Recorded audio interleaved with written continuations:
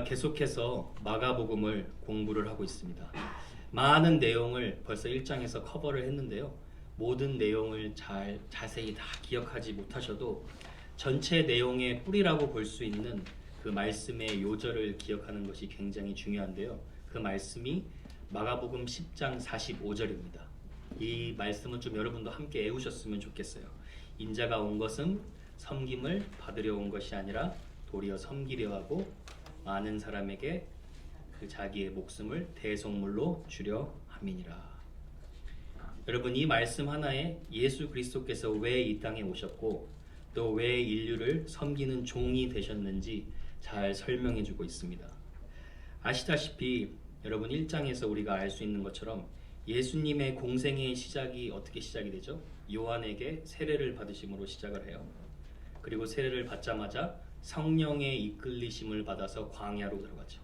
그리고 광야에서 금식을 하시는데 40일을 금식하신 후에 사탄에게 시험을 받으십니다. 그리고 사탄에게 시험을 받으시고 승리하신 후에 갈릴리에 오셔서 하나님의 복음을 전파하십니다.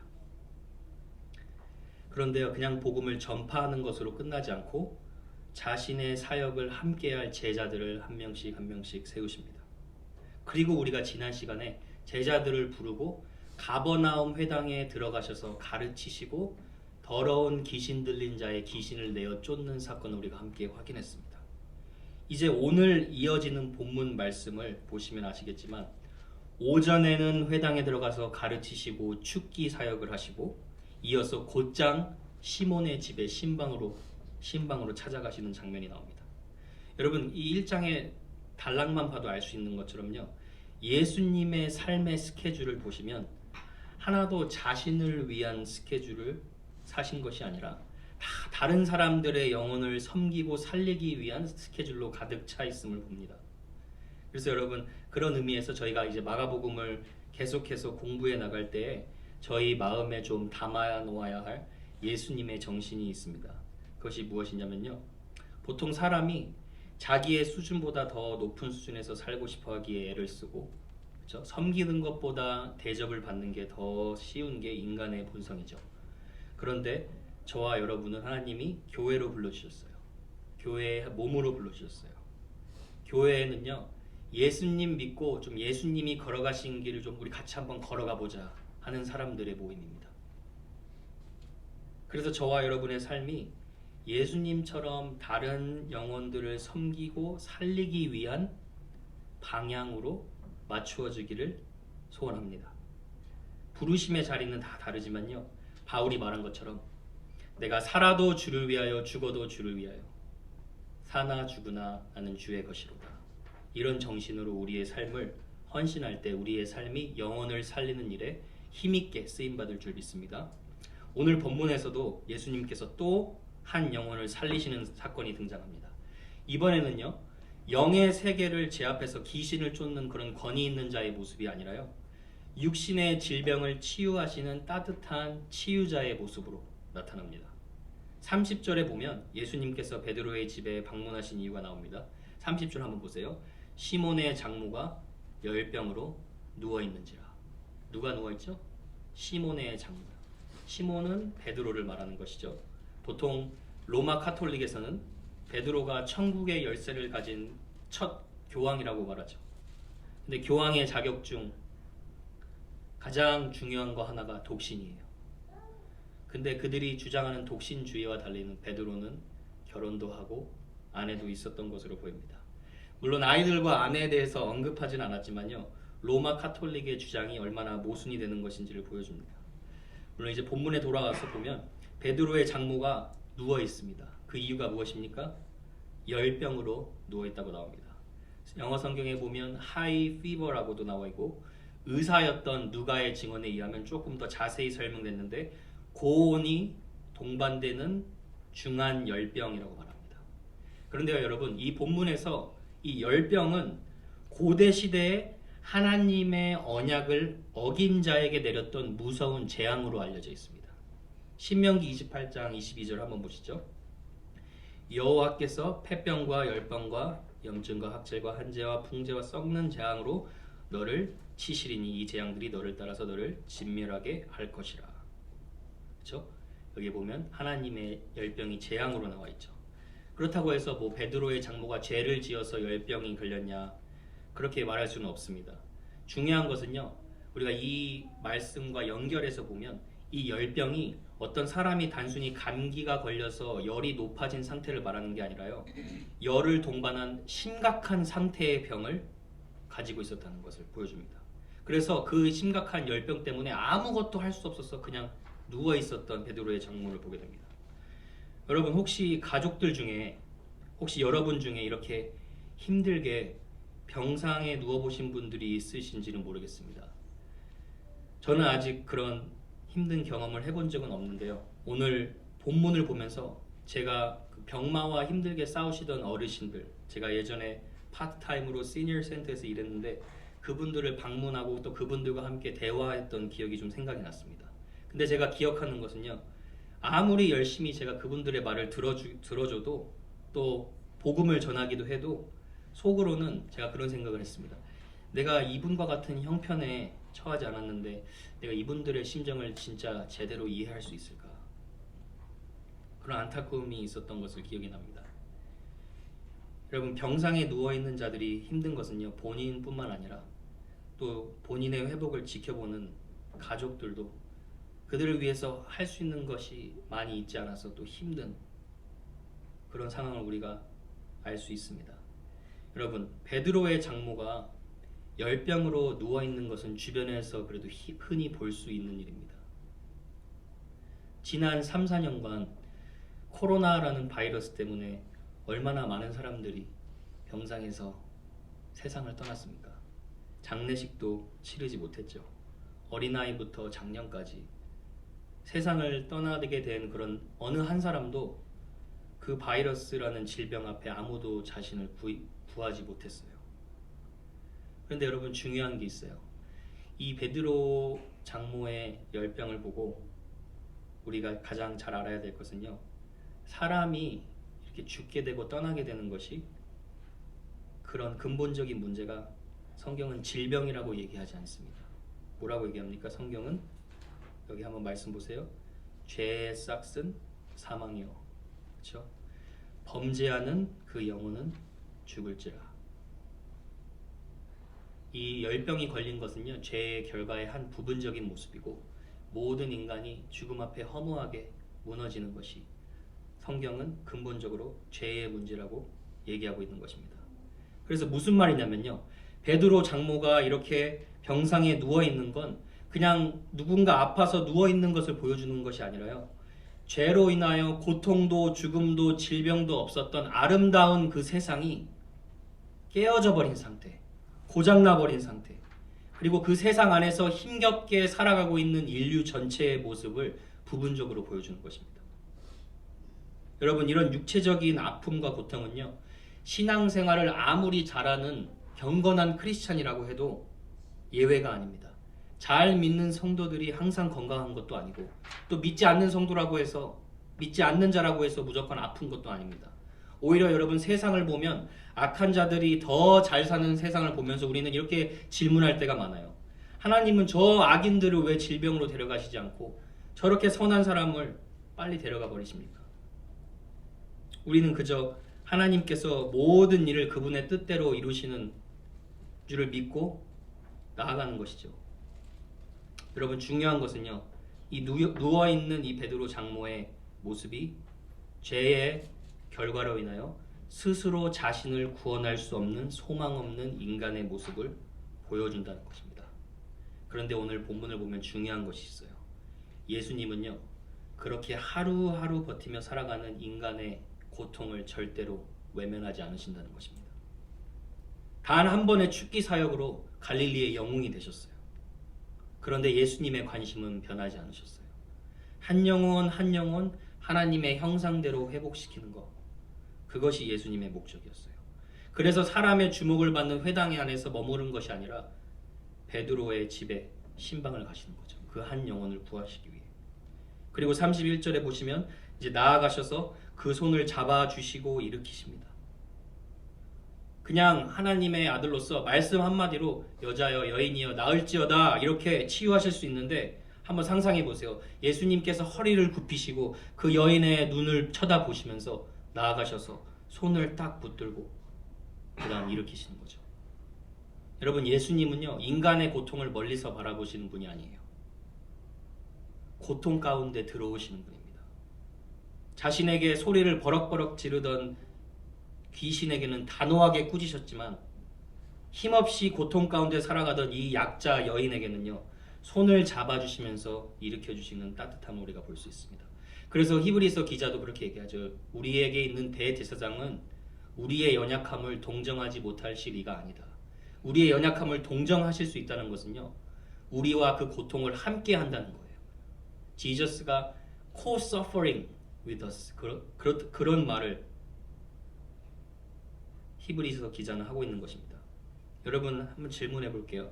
혹시 어떤 이유로 요즘 고민하고 걱정하고 계세요? 가족 중에 혹시 질병으로 혹은 어떤 이유로든 그 가족이 인생의 힘든 짐을 혼자 지고 살아가시는 그런 가족들이 있으신가요?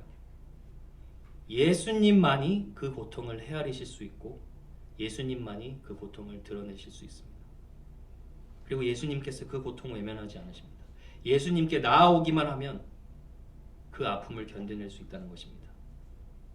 혹시나 질병이 그대로 남아있을지도 모르겠습니다. 그러나 확실한 것은 예수님과 함께라면 여러분의 모든 인생의 여정 가운데 참 쉼과 안식을 얻을 수 있다는 확신을 주는 겁니다. 여러분, 마태복음 9장에 보면 12해를 혈루증으로 고통받는 한 여인이 있습니다.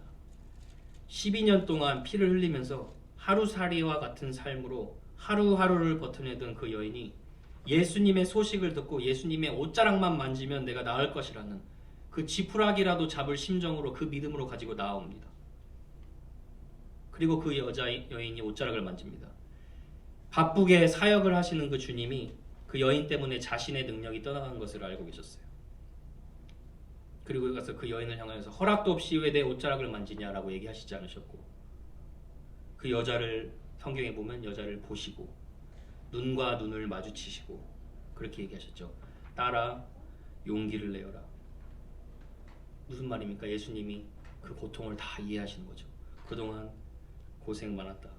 내가 너에게 새로운 삶을 살게 하겠다. 네 믿음이 너를 낫게 하였다라고 말씀하십니다. 소망이라고는 아들 하나밖에 없는 나인성 과부, 남편을 잃었습니다. 하나밖에 없는 외아들이 있는데 외아들이 죽게 되었습니다. 그래서 가슴을 치면서 통곡을 하고 있습니다. 그 여인에게도 뭐라고 말하십니까? 여자를 보고 불쌍히 여겨 얘기하시죠. 울지 마라. 그리고 그 죽은 아들을 살려주십니다. 여러분, 세상에 그 어떤 누구도요, 저와 여러분을 완전히 이해하고 공감하실 분은 없습니다. 그러나 오직 우리의 따뜻한 목자 되신 예수님께서 여러분을 온전히 이해하실 줄 믿습니다. 이사야 40장 11절 예수님을 이렇게 설명합니다. 그는 목자같이 양떼를 먹이시며 어린 양을 그 팔로 모아 품에 안으시며 젖먹이는 암컷들을 온순히 인도하시리로다. 여러분, 오늘도 목자 되신 주님이 영의 양식으로 육의 양식으로 여러분을 먹이시고 계십니다. 그분의 권능한 팔로 여러분을 안으시고 온순하게 여러분의 페이스를 유지하면서 인도하고 계십니다. 그리고 이 목자 되신 예수님이 여러분의 손을 놓지 않으실 것입니다. 그러니까 어떤 이유로든 어떤 것이든 포기하지 마시고 주님을 찾으시길 바랍니다. 주님이 피할 길을 내시고 감당할 힘을 허락하게 하실 것입니다. 오늘 이 주님의 따뜻한 사랑을 주님께 다가옴으로 다시 확인하는 귀한 시간 되기를 간절히 축복합니다. 30절을 계속해서 보시면요, 이 주님의 따뜻한 사랑을 알고 받은 자들이 어떻게 행동하는가 나오는데요. 30절에 보면 시몬의 장모가 열병으로 누워있는지라. 그런데 한번 여기 보세요. 사람들이 곧 그 여자에 대하여 예수께 여짜온대. 본문에서 여기 놀라운 부분은요, 베드로가 자신의 장모를 고쳐달라고 이야기한 것이 아니라 어떤 사람들이 베드로의 장모를 대신해서 예수님께 여짜었다 얘기하고 있죠. 여기서 이제 영어 성경을 보면 그들이라고 표현해가지고 아마 제자들을 얘기하는 걸 수도 있고, 한국어 성경을 보면은 사람들이라고 해서 뭐 그 지역에 살고 있던 사람들일 수도 있습니다. 그런데 뭐 생각해 보면 그렇겠죠. 그들이 아마 예수님께 다가가서 예수님, 베드로 장모님이 꽤 오래 침상에 누워 계셨어요. 혹시 좀 어떻게 치유 좀 해주실 수 있을까요? 이렇게 간청한 것입니다. 뭐 대단한 말로 설득했나요? 아니죠. 뭐 전도 폭발 훈련을 받고 엄청난 말로 설득한 게 아니라 그냥 가서 얘기한 거예요. 주님 좀 도와주세요. 베드로 장로를 대신해서 그들이 주님께 간청하며 나와왔던 것입니다. 그리고 나서 예수님은 그 간청을 들으시고 집으로 가셔서 그녀를 일으키시고 회복시키셨습니다. 여러분, 저는 예수님이 치유한 것도 놀랍지만 더 놀랐던 것이 여기서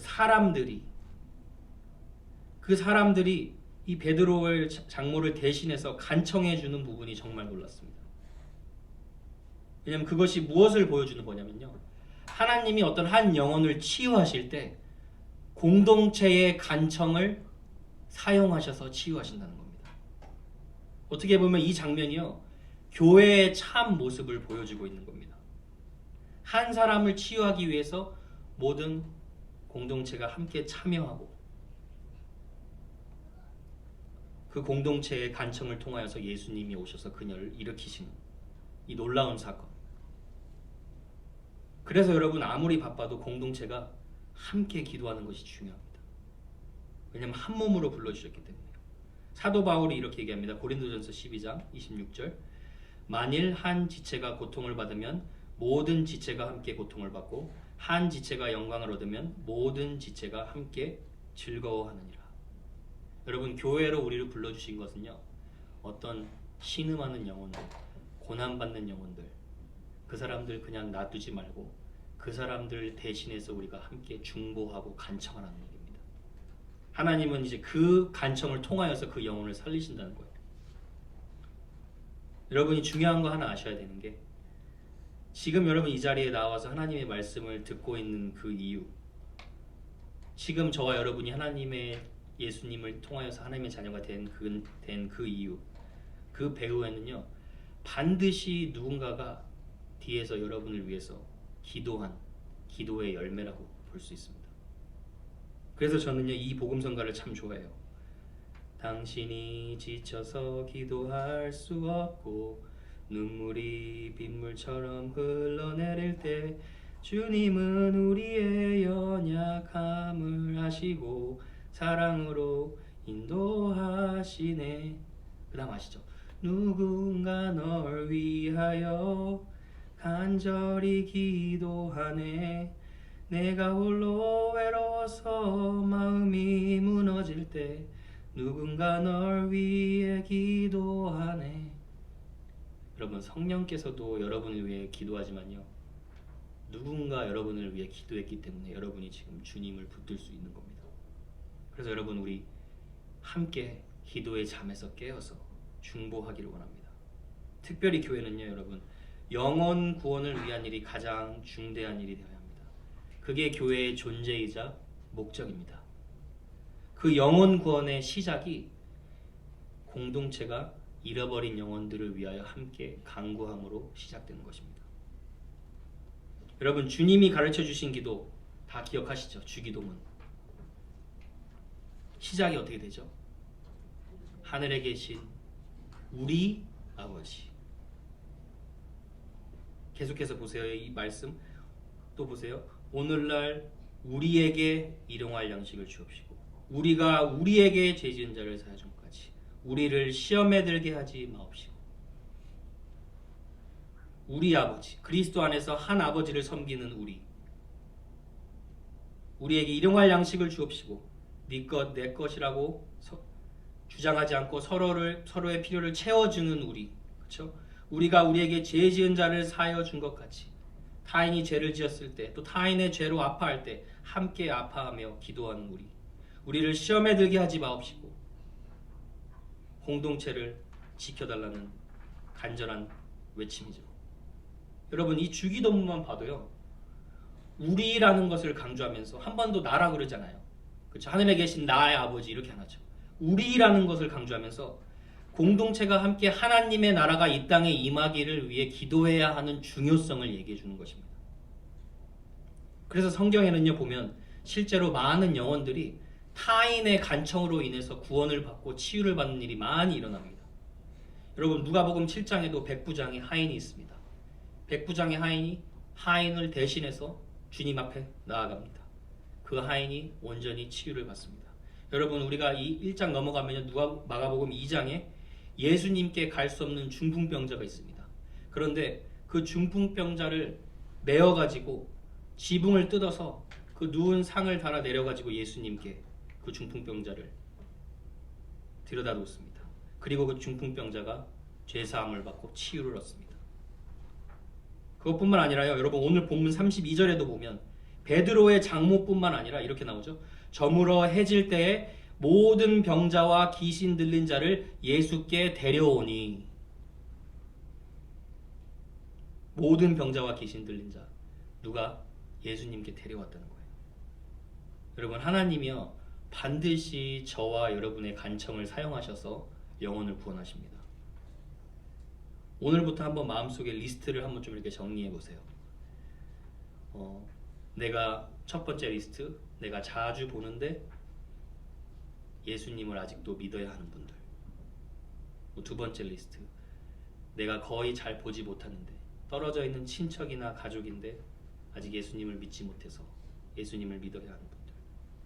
세 번째로는 내가 이미 예수님을 전한 적이 있는데 아직 예수님을 믿지 않는 분들. 여러분 나를 위한 기도가 중요하지 않다고 얘기하는 것이 아니라요. 이제는 그 나라는 칸막이를 넘어서 우리라는 공동체의 소속감을 가지고 다른 사람을 위해 간구하며 기도할 수 있는 더 큰 축복의 자리로 옮겨가는 은혜가 있기를 바랍니다. 마지막으로 치유의 목적은요 예수님과 영원히 동행하는 것인데요. 이 부분이 굉장히 중요한 부분인데요. 30절 다시 한번 보세요. 제가 한번 이 본문에서 중요한 부분을 크게 읽어볼게요. 시몬의 장모가 열병으로 누워있는지라 사람들이 곧 그 여자에 대하여 예수께 여짜온대. 31절 나아가사 그 손을 잡아 일으키시니 열병이 떠나고 여자가 그들에게 수종니라. 32절 저물어 해질 때 모든 병자와 귀신 들린 자를 예수께 데려오니. 34절 예수께서 각종 병이 든 많은 사람을 고치시며 많은 귀신을 내쫓으시되 귀신이 자기를 알므로 그 말하는 것을 허락하지 아니하시니라. 여러분 치유 사역의 핵심적인 메시지가 뭐냐면요, 예수 그리스도가 인생의 치유자라는 것을 얘기하는 겁니다. 치유라는 이적 자체가 중요한 것이 아니라요, 근본적인 인생의 죄의 문제를 해결하시고 새롭게 역사를 써 내려가실 분이 예수님이라는 것입니다. 물론 여러분 이적이나 기적 혹은 병 고침에 대해서 너무 부정적으로 생각하면 안 됩니다. 크리스찬은요 하나님이 기적을 일으켜서 이 질병이 치유되도록 기도하며 나아가야 됩니다. 예수님도 자신의 홈타운인 나사렛에서 사람들이 자신을 믿지 않아서 많은 이적을 행할 수 없었다고 얘기하시죠. 그래서 그런 믿음으로 나아가는 자세는 정말 중요합니다. 그리고 또 어떤 사람이 믿음이 연약해서 건강의 회복을 원해서 예수님께 나아왔을지라도 나중에는 결국 그 이유 때문에 예수님을 믿고 구원받는 계기가 되기도 합니다. 예수님은요 인간의 필요를 채워주시는 분이에요. 그런 의미에서 우리는 질병을 치유할 수 있도록 예수님을 부르시면서 기도해야 되고 기적이 일어나도록 기도해야 됩니다. 그런데 가장 중요한 것은요, 어떤 이유로든 예수님께 나아왔더라도 그 이유들은요 그 영혼을 예수 그리스도 그 자체로 인도하는 하나의 커넥션이라는 거예요. 접촉점이라는 거예요. 연결점이라는 겁니다. 그래서 우리 예수님의 치유에 대해서 바르게 이해해야 될 필요가 있는데요, 예수님의 치유는 몸의 질병만을 치유하는 것이 아니라요, 예수님이 그 영혼의 삶의 주인이 되고 그 삶의 구원자가 되고 그 치유받은 자가 예수 그리스도를 섬기고 예배하는 자리까지 나아가게 하는 전인격적인 치유를 말하는 것이에요. 어떻게 알 수 있나요? 오늘 본문에요, 예수님이 이 베드로의 장모를 가서 손을 잡고 일으키십니다. 일으키시자마자 어떻게 돼요? 열병이 떠나가니라. 여기서 열병이 떠나갔다는 표현은요, 법적인 의미로 열병이 더 이상 이 여인에게 접근하지 못한다는 의미예요. 이게 무슨 말이냐면요, 예수님 안에 있는 자는 질병과 죽음이 그의 영혼을 빼앗을 수 없다는 얘기입니다. 믿으십니까? 그게 중요한 것인데요. 더 중요한 게 있는 게, 열병이 떠나가자마자 어떻게 해요? 여자가 수종드니라. serve the table이에요. 병이 낳자마자 보통 병의 회복 시간이 좀 걸리지 않습니까? 근데 예수님이 일으키시니까 낳자마자 제자들과 예수님을 섬긴 거예요. 그러한 차원에서 우리가 이해할 때 예수님의 치유는 온전한 치유이고 완전한 치유입니다. 그런 의미에서 저는 이제 몇 가지만 좀 중요한 부분들인데요, 성경적인 치유에 대해서 좀 중요한 것을 나누고 마치기를 원하는데요, 많은 성도님들이 치유에 대해 좀 오해하는 부분이 있습니다. 그래서 제가 그 부분들을 좀만 짚고 넘어가길 원하는데요, 첫 번째 오해는 하나님은 항상 고쳐주신다. 맞습니까, 여러분? 아니죠. 하나님 항상 질병을 고쳐주시진 않죠. 교회가 어떤 성도들을 놓고 엄청 열심히 기도하는데 그 성도의 질병이 그대로 남아있는 경우가 있어요. 제가 이 본문을 좀 생각하면서 지금은 좀 하나님 품에 안기신 좀 홍콩 출신인 할머니인 어르신이 좀 기억이 났어요. 제가 그분을 기억하면서 이제 감사했던 부분은 인생의 마지막까지 항상 자식들의 믿음을 놓고 걱정하며 기도해 주신 신실하신 크리스찬이었는데요. 근데 그 할머님께서 호스피스와 이제 함께 시간을 보내고 인생을 마무리하려고 한다고 그런 소식을 듣고 제가 그 병원에 찾아갔습니다. 그래서 그 병원에 찾아가서 제가 인사를 드린 후에 뭐 영어권의 할머니니까 통할 수 있었죠. 그래서 얘기를 하면서 저는 이제 그 할머님을 놓고 이렇게 기도하진 않았어요. 하나님, 이 어머님께서 건강하게 회복되어서 오래오래 살게 하여 주시옵소서. 그렇게 기도하진 않았어요. 뭐 제가 치유의 은사가 없어서도 있을 수도 있고, 아니면 뭐 제가 믿음이 좀 부족해서 그렇게 기도했을 수도 있습니다. 대신 제가 그렇게 기도했습니다.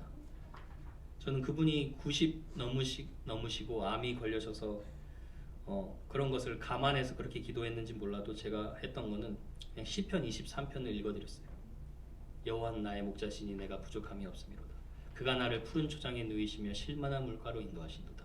하나님, 이 영혼이, 이 귀한 영혼이 끝까지 쉴만한 물가로 인도하시는 주님만 바라보는 믿음을 허락하여 주옵소서. 그렇게 기도했습니다. 그리고 제가 들리는 소식으로 정확히 한 일주일인가요? 2주 후에 하나님의 품에 아름답게 안기셨습니다. 여러분, 잘 이해해야 될 부분이 있는 게, 하나님이요, 기적적으로 어떤 질병을 치유하실 때 하나님의 영광을 드러내시기 위함입니다. 그런데 그럼 고쳐주시지 않으면 하나님의 영광이 드러나지 않았나요? 때로는요, 하나님께서 그 육의 고통을 남겨둠으로써 그 영혼이 영적인 하나님의 생명의 중요성을 느끼게 하고 예수님을 만나게 되는 계기가 되기도 합니다. 크리스찬의 경우도 마찬가지죠. 병이 안 난다고 해서 하나님의 영광이 가려지는 게 아닙니다. 지난 교제 가운데 지지난 교제였나요? 이슬 자매가 쉐어해줬던, 공유해줬던 그 이야기 기억나시죠? 크리스찬이 병상 중에서도 병상에 누워있는데 자기 몸 낫는 거 걱정하는 것보다 이 영혼이 구원받았나, 그거 먼저 걱정합니다. 여러분, 하나님은요, 인간이 병에서 온전히 회복되는 가운데도 영광을 받으시는데요, 인간이 예수 그리스도를 인격적으로 만나고 마지막까지 아름답게 하나님의 품으로 돌아가실 때도 영광을 받으십니다. 시편 116편 25절, 그의 경건한 자들의 죽음은 여호와께서 보시기에 기중한 것이로다. 잠언 14장 32절, 악인은 그의 환난에 엎드러져도 의인은 그의 죽음에도 소망이 있느니라. 여러분, 하나님 항상 치유하시지 않으세요. 하나님 알아서 그분의 뜻대로 치유하십니다. 또 하나 오해가 있는데요, 성경 구절 한번 띄워주세요. 마가복음, 믿는 자들에게 이런 표적이 따르니 곧 그들이 내 이름으로 귀신을 쫓아내며 새 방언을 말하며 뱀을 집어올리며 무슨 독을 마실지라도 해를 받지 아니하며 병든 사람에게 손을 얹은즉 나으리라 하시더라. 여러분 많은 사람이 이 구절을 조금 이렇게 인용하면서 치유가 개인이 소유한 능력이라고 얘기를 해요. 여러분 이 말씀을 하나님 예수님께서 누구에게 말씀하신 거죠? 자신을 배신한 유다 외에 여자 11 제자들에게 말씀하신 거죠. 사도들을 말하는 거죠. 그렇죠? 그런 의미에서 여러분 성도들은요 사도는 아니에요. 사도는 자격이 요건이 있어요. 사도는 예수 그리스도의 부활을 육안으로 목격한 자가 사도가 될 수 있고 예수님께 직접 부르심을 받은 자를 사도라고 할 수 있어요. 그렇죠? 그런 의미에서 치유는 개인이 소유한 능력이다라고 얘기할 수는 없는 거죠. 여러분 한번 한 말씀 더 보세요. 고린도전서 12장 9절. 여기서는 이제 성령의 은사에 대한 얘기입니다. 다른 사람에게는 같은 성령으로 믿음을, 어떤 사람에게는 한 성령으로 보세요. 병 고치는 은사를. 그럼 여기 보면 성도들에게 병 고치는 은사가 있다고 얘기할 수도 있죠. 그렇죠? 근데 이 구절을 보면요. 마치 그 은사가 내가 소유한 능력이라고 착각할 수 있어요. 근데 여기서 말하는 저 병 고치는 은사를요. 조금 더 바르게 번역하면 병들을 고치는 은사들을 이렇게 해서 복수로 쓰여져 있어요. 그 말은 무슨 말이냐면요. 여기서 말하는 병이 육체적인 질병을 얘기하는 것만 아니라 죄로 인해 병든 마음의 병, 그렇죠? 감정의 병, 모든 병들을 통합하여서 얘기하고 있는 거예요. 자, 그러한 관점에서 잘 보세요. 기독교 상담사들이 있어요. 치유의 은사를 가지고 있습니까? 가지고 있죠. 그렇죠? 복음으로 그 영혼이 치유됩니다. 목사들이 있어요. 교사들이 있어요. 주일학교 교사들이 이 영혼을 치유합니까? 치유하죠. 복음으로 치유하면 그 은사를 가지고 있는 거죠. 그러면은 개인이 은사를 가지고 있다는 그 표현을요. 조금 성경적으로 말할 때 그럼 육체적인 병을 고칠 수는 없다는 말입니까? 이렇게 질문을 할 수 있어요. 그러면 그 부분에 대해서 조금 이렇게 이해하시는 게 조금 더 도움이 될 것 같아요. 왜냐하면 요즘은 사람들이 손을 얹고 막 쓰러지고 무분별한 은사주의 운동으로 교회가 혼란을 겪는 경우가 너무 많죠. 근데 이제 사도 바울이 말한 여기에서 은사, 그 은사는요 아마도 이런 사람을 얘기한 것 같아요. 그 은사를 가진 사람이 질병으로 고통받는 자들을 위해서 기도할 때 다른 사람들보다 비교적으로 훨씬 더 많이 그 치유의 응답을 경험하는 자들, 그 자들을 말하는 거죠. 그래서 교회 안에서 어떤 집사님이나 권사님이들 이분에게 기도 받으세요 했을 때 그분이 기도해 줬을 때 실제적으로 질병이 낫는 일이 일어나죠. 그런 분들은 은사를 가졌다고 얘기할 수 있는 겁니다. 근데 내가 마치 치유의 능력을 소유해서 은사를 자랑하고자 하는 것은 그런 것들이 성경적인 치유의 의미를 조금 헷갈리게 할 수 있습니다. 여러분 사도 바울 생각해 보세요. 사도 바울이 손을 얹어서 기도할 때 질병이 떠나갑니다. 근데 정작 자신의 가지고 있었던 육체적 질병은 치유하지 못했어요. 제가 이런 이야기를 왜 하느냐? 여러분 치유 사역한다, 치유 운동한다, 치유 컨퍼런스 한다. 그런데 쫓아다니실 필요 없다고요. 영혼의 완전한 치유자 되신 예수 그리스도께서 여러분 안에 계시면 여러분은 온전히 치유 받으신 겁니다. 저는요 그렇게 은사를 자랑하는 사람들이 교회를 제일 흩트는 것을 많이 봤어요. 은사를 자랑하는 것 자체가 은사가 아니에요. 그렇죠? 예수님이 은사를 주신 이유, 성령님이 은사를 주신 이유는 교회의 몸된 교회를 세우기 위함이죠. 그렇죠? 좀 그렇게 자랑하는 사람 좀 데리고 가서 진짜 이번에 제가 이노바 하스피럴 병원을 갔다 왔는데 그냥 의료 기술로 치유할 수 없는 그 누워있는 그 병자들 다 치료해 줬으면 좋겠어요. 그런데 그런 자들 그렇게 치료 안 합니다. 오히려 사람 앞에 보이게 TV로 보게 하고. 그렇죠? 그래서 위험한 겁니다. 제가 한때 여러분 아마 기독교에 좀 획을 그었던 베니 힌이라는 목사님 혹시 기억하세요? 그 목사님의 조카인 코스트 힌이라는 분이 있는데 그분이 저와 같은 신학교를 나왔어요. 근데 그분이 성경에서 신학교를 가서 성경을 열심히 공부했을 거 아니에요. 그렇죠? 그리고 나서 이제 목사님이 되셨어요. 목사님이 되고 나서 성경을 바르게 하니까 증언하는 자신의 삼촌에 대해서 증언하는 스토리를 제가 들었는데 자신이 삼촌이 사람들로 하여금 병적인 뭔가 체험을 추구하게 하면서 그 뒤에서는 사람들을 속이고 돈을 다 축적했다는 거예요. 그래서 이자가 그 삼촌한테 회개하고 올바로 복음 사역을 하라고 얘기했던 그런 소식을 들었던 적이 있어요. 여러분, 예수님의 치유 사역의 가장 중요한 신학적인 메시지가 무엇입니까? 예수님이 선포하신 그 복음이 진리라는 걸 확증하는 거예요. 복음의 진리가 무엇이죠? 하나님이 인간을 창조하셨는데 인간이 하나님께 범죄하였습니다. 하나님 거룩하신 분으로서 인간을 심판하셔야 되는데 긍휼이 풍성하신 사랑으로 인하여 예수 그리스도를 보내주셔서 예수 그리스도께서 우리의 자리에서 죽으시고 부활하셨습니다. 그 예수 그리스도를 믿고 구주로 영접하는 자들에게 영원한 생명을 약속한다. 이 복음의 메시지를 확증하기 위해서 치유라는 기적을 허락하신다는 거예요. 여러분, 인간이 한평생 살아봐야 120년 삽니다. 그렇게 살지 못하죠. 근데 그렇게 이 땅에서 살아갈 때요, 여러분과 저가 건강하게 오래 살 수도 있고 또 질병이 걸릴 수도 있어요. 그런데요, 중요한 것은 단 하루를 살아도 한 달을 살아도 10년을 살아도 50년을 살아도 저와 여러분이 받은 인생 최고의 치유는 예수님께서 우리와 함께 영원토록 동행하신다는 거예요. 그 동행은요, 지루한 여정이 절대 아니에요. 여러분 아프시죠? 여러분 가족 중에 아프신 분들 계시죠? 여러분 예수님 믿고 나아라 했을 때 안 날 수도 있어요. 그런데 한 가지 확실하게 예수님이 약속하시는 게 있어요. 그게 뭐냐면요, 요한계시록 보세요. 모든 눈물을 그 눈에서 닦아주시니 다시는 사망이 없고 애통하는 것이나 곡하는 것이나 아픈 것이 다시 있지 아니하리니 처음 것들이 다 지나갔습니다. 하나님이요, 완전한 회복의 새하늘의 새 땅을 하나님을 믿는 성도들에게 허락하신다는 겁니다. 여러분 다시 들어보세요.